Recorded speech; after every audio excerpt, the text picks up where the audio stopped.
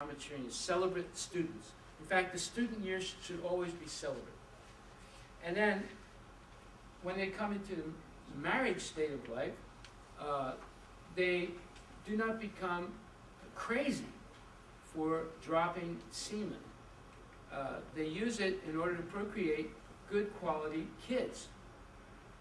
And then therefore, the quality of the children and the quality of the population is dependent on two things. Number one, the strength of the semen, and number two, the mental state of the man and woman during their conjugation. If the state of mind during that time is in the mode of ignorance, then the children born have that quality of ignorance.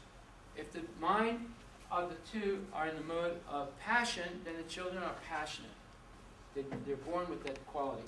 And if the mind of the husband and wife are in the mode of goodness, then the children are born with the quality of goodness. So if you want to improve the quality of people in society, one should learn these Ayurvedic techniques. And you don't have to use contraception, you don't have to use genetic engineering.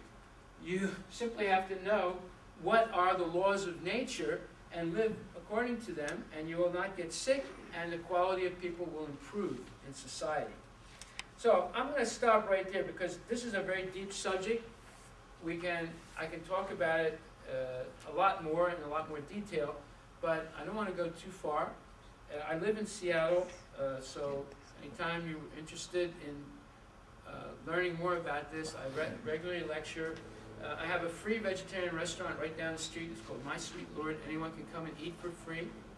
And we have our center called the Vedic Cultural Center, and we have our Vedic University classes that go on every week. They're free, where we discuss in depth the subject matter. So are there any questions anyone would like to ask? Yes, sir. A lot of my friends ask me that how do Indians get their protein from? Or what do you eat to get your protein Okay, from? now we're going to answer your question by asking questions. All right? Okay. What is the strongest animal in the world? Elephant? Elephant. What does the elephant eat? Does it go to Burger King to eat? What does the elephant eat? Grass? Grass. Does it eat meat? Where does the elephant get all the protein from to be so strong? It's a lot of grass, so. Yes.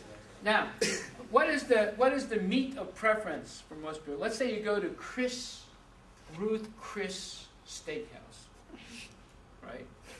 And you order a filet mignon steak.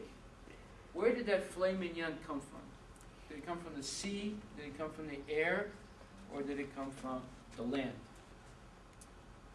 Filet mignon is part of a cow, right?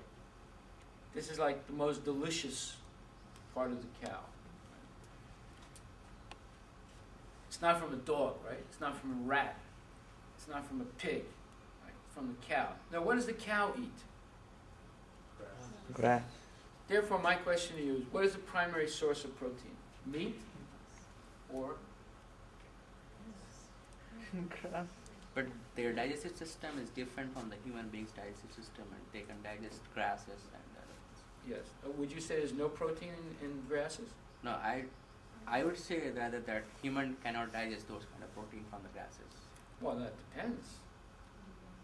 That depends. We'll discuss that. But because of what you're saying, Krishna has made an allowance.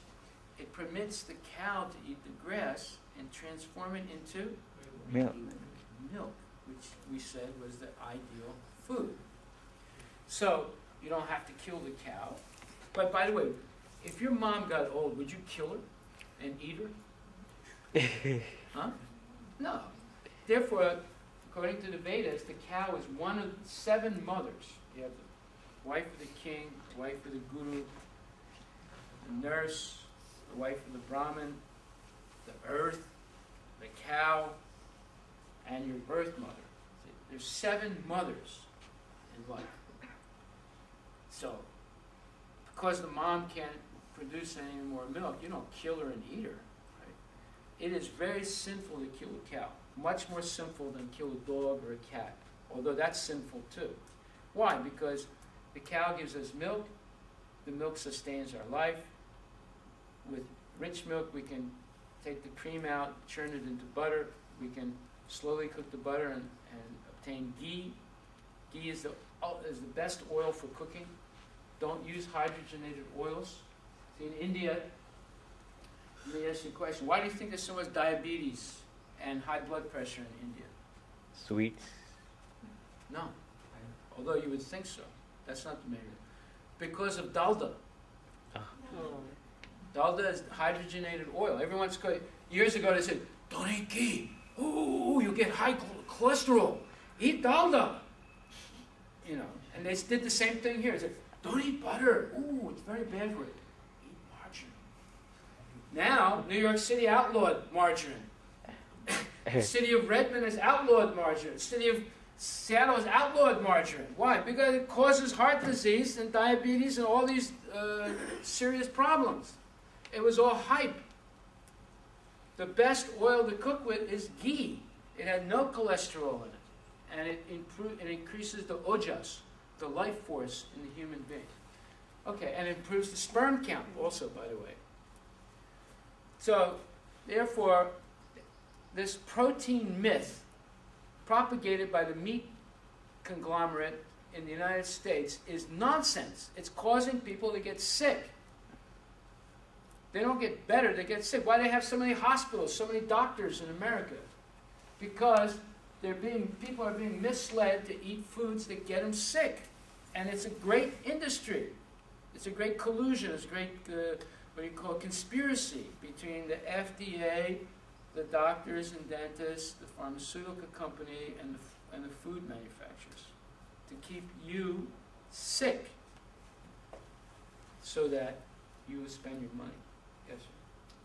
How would you define raw meat? It has not been pasteurized or homogenized. So you basically can't get raw meat there. Yes, you can. You can. There's Farmers only one or market. two farms that legally can sell it, but most people stay away from it because you're afraid. You're not afraid to have sex, but you're afraid to drink raw milk. So it's a complete conspiracy. Yes, ma'am. Are there good Ayurvedic doctors in Seattle? Or do you have to go to India? No, you can find relatively good Ayurvedic doctors. See,